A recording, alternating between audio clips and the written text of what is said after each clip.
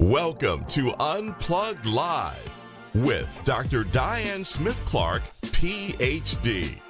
Get ready to get inspired by the stories of overcoming life's challenges to bring change and transformation. Here's Dr. Diane.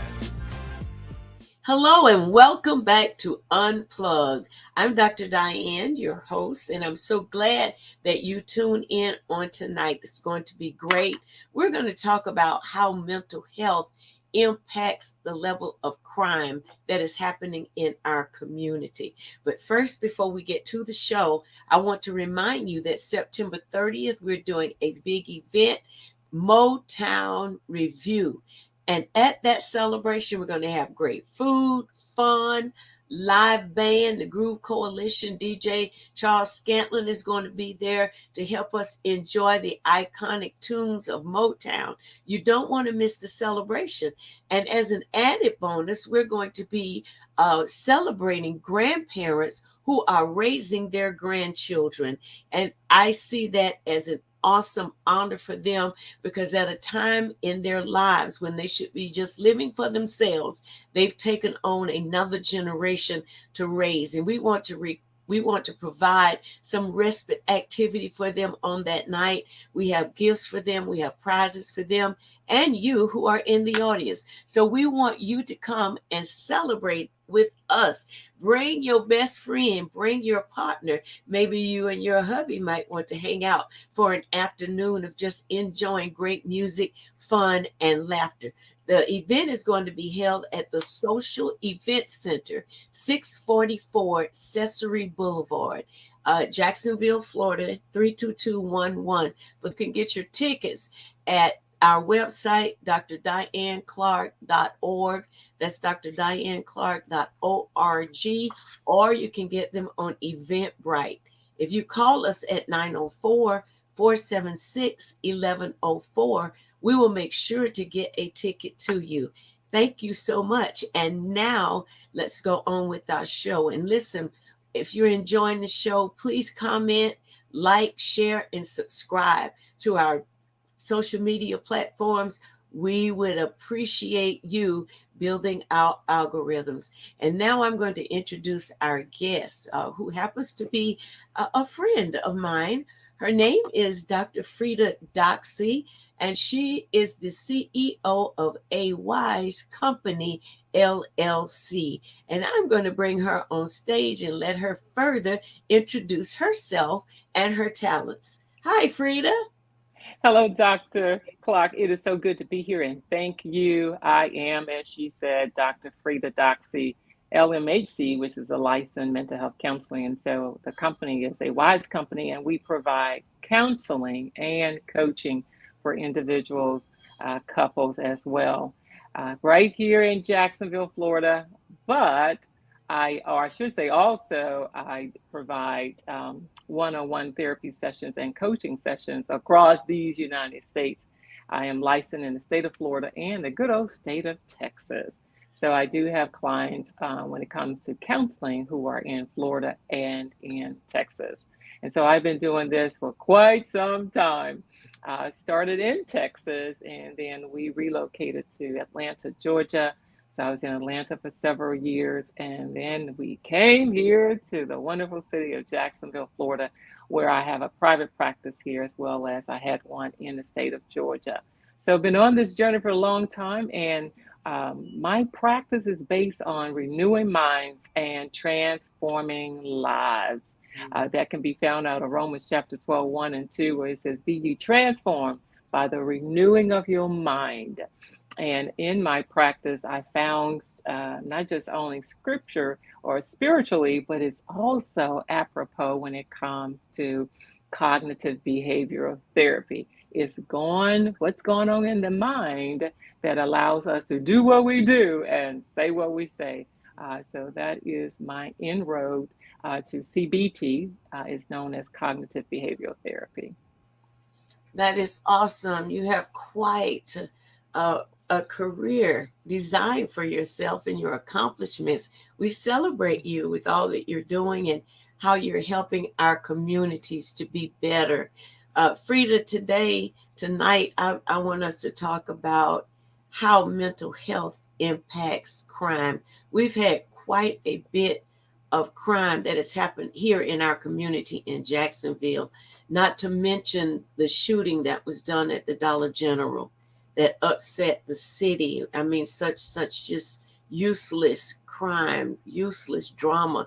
And I'd like for you to talk about how the quality of our minds can affect what we do in relationship to our emotions. Exactly. And making reference to the incident here in Jacksonville, Florida, where the young man stated, and it has been quoted, that he had a mental health issues for some time and unfortunately made a decision to take the lives of several individuals as well as his own life. Let's debunk a myth. And one of the myths is that mental health leads to violent acts.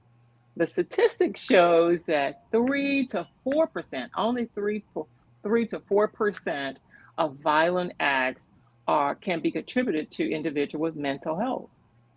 What we see is that sometimes these acts of violence are so dramatic and so devastating that it balloons the effect that mental health is the driving force behind it. The other part to that is not taken away from the crime that has been committed here in Jacksonville and other cities throughout these United States is when you look at the statistics, actually 10 to 15% of mental health crime, when it happens, it is done to someone with a mental health issue. So that number is greater where they are victims of crime. So let's break that down. Let's take a look at the first one. Yes, it does happen. And when you look at the statistics, it can be, and sometimes people who do come forth, we find out that their diagnosis may be major depressive disorder. It may be schizophrenic or anything in that category where you have delusions or hallucination of any sort. It may also, you may hear that they were diagnosed with bipolar disorder. Those seems to be the ones that are stated more so than any other diagnosis. You will also have others with different diagnoses. When you look at women, when they commit crime, mental health is also, when it comes to abuse. So when there is domestic violence, you may see, and sometimes you don't see or hear this in the news as often, that those women who are incarcerated or in prison or jail committed the crime that was committed against them. So they were first the victim of domestic violence, which is also diagnosable for the, let's say it's the female, men are also victim of domestic violence. And so when that person decides to protect themselves against the onslaught of constant being abused, you do have where those individuals commit a deadly crime and it is considered murder or however they may categorize it in a particular state. So you can see that when you look at the statistics, it is, let's add balance to it, where you have those who schizophrenic diagnosis, bipolar diagnosis, and let's just say where there is some delusion. It may not just always be a delusional effect or a hallucinatory effect. It could also be the person has had a mental break where they are no longer really consciously, and this is all, if you will, psychiatric. So when you're looking on the outside, it's like, oh, he knew exactly what he was doing because he said it and he lines this up. So as much as possible, and what that is our human reaction to trauma. So not only was the individuals who were murdered traumatized when they, saw what they saw with the individual here in Jacksonville, but also the community. I think about EWU community at Waters University, the students, the parents, so many of us, right? As we heard about it, we is what we call indirect trauma. So we imagine in our minds what that was like, and most people take on the imagination of the victim. What would it be like to be faced with a gun? And we experience, excuse me, trauma in that way. And so it's not taken away from what happened. Our prayers, my prayer, do go out to all the families. So you think about the parents of the individual, the guy who took his life. They too are experiencing trauma. So it's like a ripple effect that goes throughout the community. So when we look at that, we have to take a look at the statistics and add balance to it. And if I may, let's take a look at part B. They are victim as well. So Yes. I don't know the history of the young man, but when we look at other records, and what I mean by that, other cases, we'll see there were some incidents where that person was also victimized themselves. I am not giving kudos to committing crimes. Let's be very clear about that, right? Yes. Yes. But let's take a look at how many, when you look at 10 to 20% of victims, and that could be any diagnosis.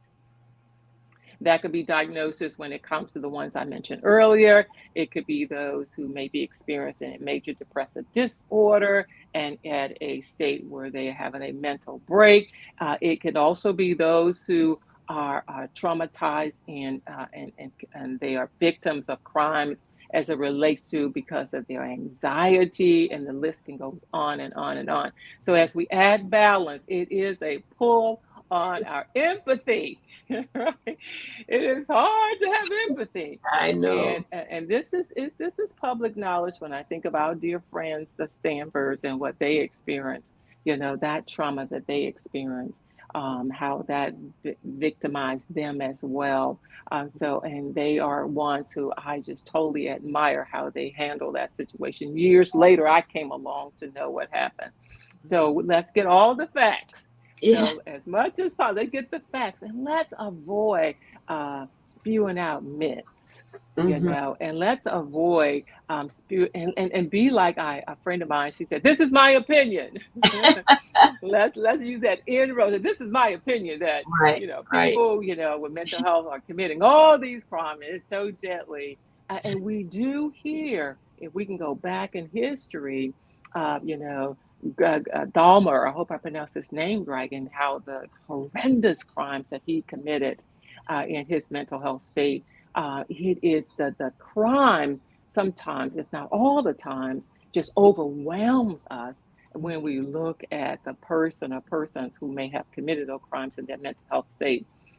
If I can add here as well, so what do we need to do? What do we need to do? As I said before, let's get the facts. Let's Right. get the facts. And I love and I say I love because I deeply appreciate our sheriff and how he made those statements, and he was matter of fact, and he, I mean, immediately got the facts and began to tell us the facts as they was receiving. So I give kudos to him as well as to the Clay County sheriff, how they collaborated, and I'm believing still collaborating. So that's important. Get the facts, stay on top of those facts.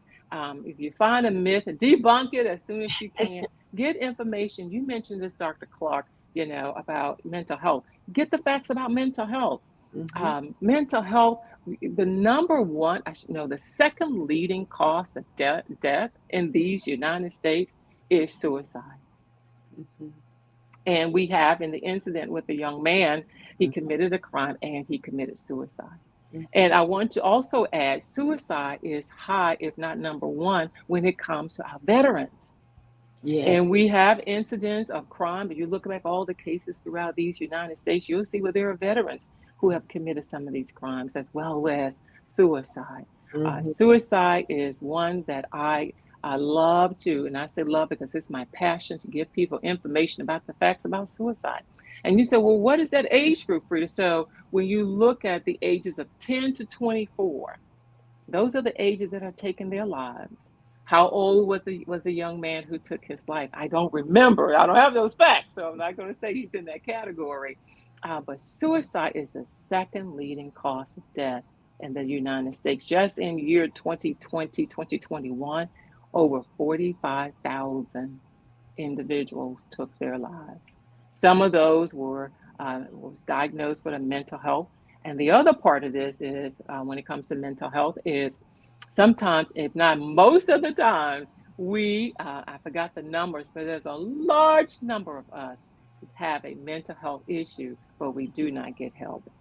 Right. And And those undiagnosed cases can only worsen over time if you don't seek out help or remedy. Um, Frida, I want you to talk about, I heard you mention bipolar, and it's all over the TV. They have 2 or 3 drugs now that's supposed to help patients with that. Would you explain what exactly is bipolar? I think they have 1 and 2, and how that impacts individuals in the community, in their work life, in their social life. Could you talk a little bit about that? yes, so there is it diagnosed as bipolar 1 or bipolar 2, and there are several criterias to that individuals will meet to be diagnosed with bipolar 1 or bipolar 2. Mhm. Once again, get the facts. Family members, you can go to SAMHSA, you can go to NAMI, NAMI.org, and you can get legitimate, and I say legitimate because it's research based, and they are also connected with SAMHSA. SAMHSA stands for Substance Abuse Mental Health, right, Association Agency. Now you, because they gather all the facts, they gather the research, so you get some research based information, so you'll know what are the categories and characteristics to be diagnosed with bipolar 1 or bipolar 2. So once you get those facts, avoid diagnosing your family members. Do not become a therapist. And I say Okay. that with laughter because it happens so often. And this is a fact for my own family. And I grew up in Mississippi. Not that Mississippi is a state where you have most of these diagnoses, but I grew up in a family, and my cousin, and I can say this freely because it is okay. My cousin's daughter is okay with me sharing this, and that is my cousin. Her mom, we would say, she's just loony. Where is she? She would be absent. We say, oh, she's up in the ward. We have phrases for it, and I'm sure those who are listening, you probably agree. Yes, we have phrases for. She talks to us. Ignore her. She just, she's missing some marbles. We did not know, and we did not have that information. And unfortunately, for the Black community in particular, and there are other communities I find in my years of practice, and usually in those communities where people of color, we do not talk about it. We do not discuss it. It's silence. What's in the family stays in the family. And Yeah. unfortunately, what's in the family stays in the family is that this mental health issue becomes like a snowball effect. And so years later, true, years later, I am adult and I'm doing therapy as a therapist. And I realized, wow, my cousin had a diagnosis, schizoaffective bipolar. And I Oh. remember sharing it with her sister, my I call her my sister cousin. And we both talked about, as we was growing up, it was not talked about. So we did not know the diagnosis. We just label it. And I say to everyone listening, please avoid labeling. Yeah, we were growing up. We didn't know any better, but I don't want to excuse that. Today, there's too much access to information. So with those characteristics, bipolar meaning like polarization on a battery. You have positive and negative, right? So the same thing, you're going to have a positive and a negative emotional state. It could be depression as well as anxiety. It could be also major depression. That depression can look like many things. I don't have to list. I would prefer to give you the actual characteristics. I don't like, giving summaries. But look up on NAMI, and yes, I'm a supporter of NAMI. It's a nonprofit organization, NAMI.org, and you can get those categories. So yes, there's medication. So doctors, medical doctors, I am not a medical doctor that can prescribe medication. I highly recommend that the persons go to a psychiatrist. Yes, you can go to your medical doctor because they can give medication, but a psychiatrist has the specialization to Yes. work with those with neurological, psychiatric illnesses, or a psych nurse, APRN, who also may be a PhD as well, but they are psychiatric nurses. They too can diagnose and prescribe medication. Borlar is one of those medications that's out there. Once again, I'm a strong purporter, Dr. Clark, and I advocate for my clients and I teach them advocate for yourself. The Uh-huh. doctor can only prescribe based on what you give him or her, and they run blood tests. They should be Right. running these blood tests Right. that give them some more information as to what is necessary. So, but for the family, get the information that you need. Many people are coexisting, if I can use that phrase, working and doing well. Mhm. Many are have healthy relationships with their spouse, with their partner, even with their children. And I say for the children, if you have a family member and the mom or the auntie has children, I would say you make sure the children understand the diagnosis because it can have an effect on the children because we're dealing with environmental impact, right? I'm a Yes. child and I'm watching my mom, Right. she's happy and that's what we call the manic stage. So there's the manic and depressed stage. So they have the manic, and manic could be different things. It could be I'm spending a lot. I don't get much sleep or sleep at all. And manic is different for every individual. So manic could be I'm very talkative, and I got all these great ideas and I'm working on 50 projects and they are productive individuals. They really can be. Mhm. But they introduce medication to bring some balance to the Mhm. when they have a depressed and they don't want to do anything, they don't want to go anywhere, they may be suicidal. So it impacts the child or the children. So you want to make sure they have the information that they need.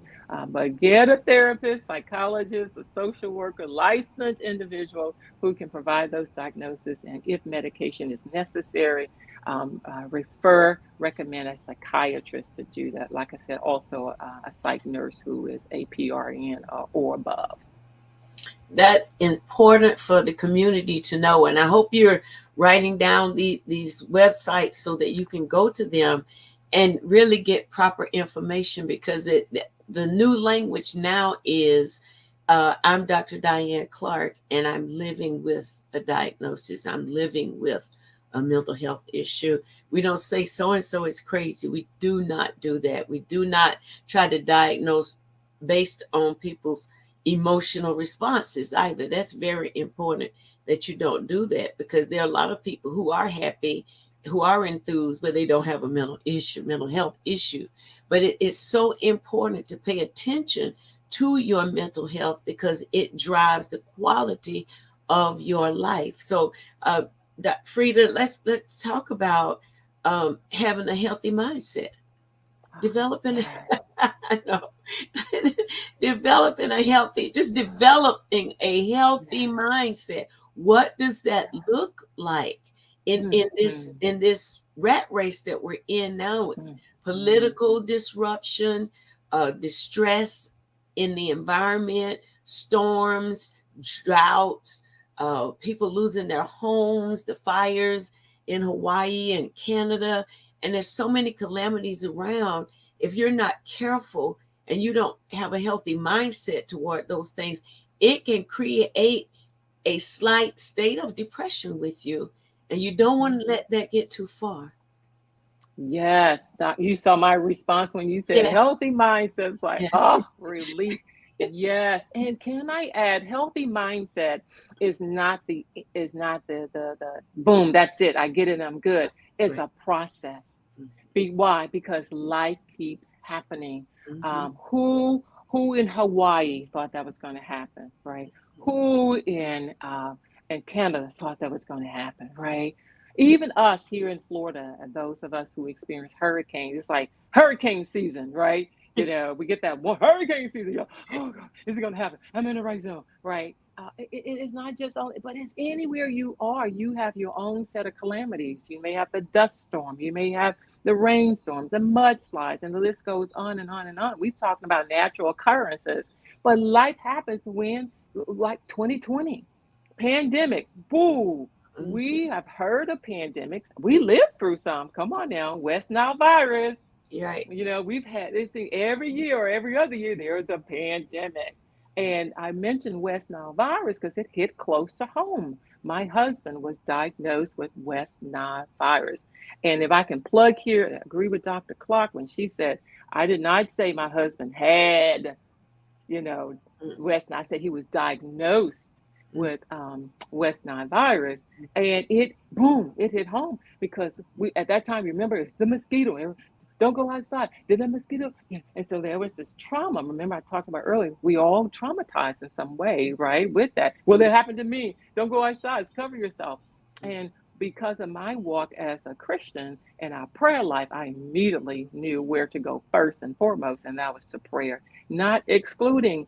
My husband is in ER, he's in the hospital, Yeah. CDC shows on the scene, white coats, storm his room, takes over. And, what am I thinking and feeling at the time? Mm. So you also have everyday occurrences where someone may die, where someone may be in an accident. I was Yes. recently in an accident a couple of years ago. Those are all things that happen every day. So healthy mindset, everybody, is something we do every day. Another word and you may use it, and we do it, is self-care. So Right. self-care could be a plethora of things that we could do for our self-care. I make sure I have self-care. It may be a massage, it may be a foot bath, my own foot bath. Anything that causes us to move, to relax, a prayer time, music. And I tell my clients, I suggest to them comedy. Laughter is good medicine. Put on your favorite comedian and laugh and let those endorphins come in and release, those things that causes us to be tight. So toxic for us. So yes, healthy mindset on a daily basis, as often as life changing, moving from age 40 to 50, from 50 to 60, from Right. 60 to 70, and for our children and our teenagers and our college students as well. That is so important. Thank you for sharing that information. We have to deal with so many occurrences of things uh, in our lives, and sometimes there are seasons of repetitive incidents or things happening one behind the other that can be overwhelming. And I always encourage when I'm on the show, if you're having emotional meltdowns or you're feeling overwhelmed, please reach out to a counselor, reach out so that you can have some objective input to what you're feeling. When you notice that it's impacting your work life, when it's impacting your relationship at home with your children, your husband, when you notice it's impacting the relationship you have with yourself, please don't be afraid to reach out for help. It's been such a stigma in our community that something is wrong with you. You're no longer trustworthy. You're no longer considered advancing and moving in the community, but that's not true. You simply need help to think through your thoughts and situations that are occurring in your lives to develop a better outlook on that. Absolutely. And that self-care is so important, as well as I mentioned earlier, getting those getting the facts. And one thing that I know you do, Dr. Clark, and I as well, is advocate for individual, advocate for yourself, right? That means be so in tune to what's going on with you that you can advocate for yourself and set those boundaries with others. And you can help other people as well who may not be in a position to help themselves in a way that will bring about the positive results that they need in their lives, especially when it comes to mental health. Yeah. Yeah, it's so important. Don't overlook that. If you were feeling bad in your digestive system, you would go to a doctor to find out, well, what's going on, because this is not normal. If you break a bone, you go to the orthopedic doctor because you want your bone to be healed. You want it to be set back in place so that you can continue to function.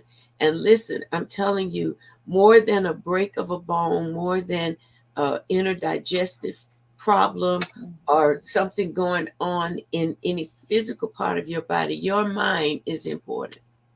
That is the central control to your life. And you want to keep a healthy mind so that you can have a healthy heart. Our guest tonight has been Frida Doxy with A Wise Company. She's a licensed mental health counselor. And I invite you to contact Frida if you say, I just need to talk to somebody. I'm not crazy. I'm not off. I'm not weird, but I am challenging some issues in my life. and I really just need to sit down and talk with somebody and get some objective information. Frida, if they want to reach you, could you tell them how to get in contact with you? Yes, the number is 904-337-9898. You can go to the website, which is A Wise Company, all one word.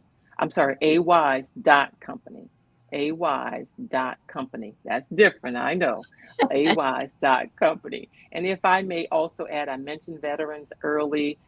We are having an event November 10 and 11. November 10th is Veterans Day.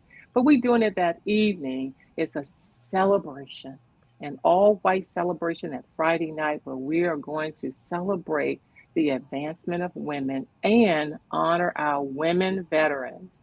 And then that Saturday, we'll have panelists and guest speakers, live entertainment and workshops right in the same room with lunch and a brief breakfast for that morning, where once again, we are celebrating the advancement of women and honoring women veterans. And some of the proceeds will go to the Northeast Women's Veterans Center right here in Jacksonville, Florida.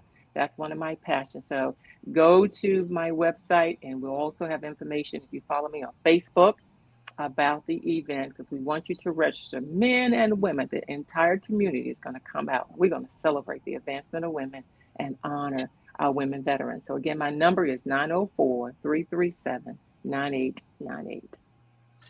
All right. Thank you so much, Frida, for being a guest on the show. We've enjoyed your commentary, and thank you again. You're welcome. Thank you. All right.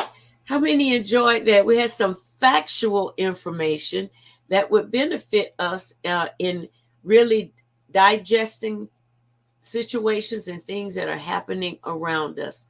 Listen, don't suffer in silence. Reach out to someone and get help.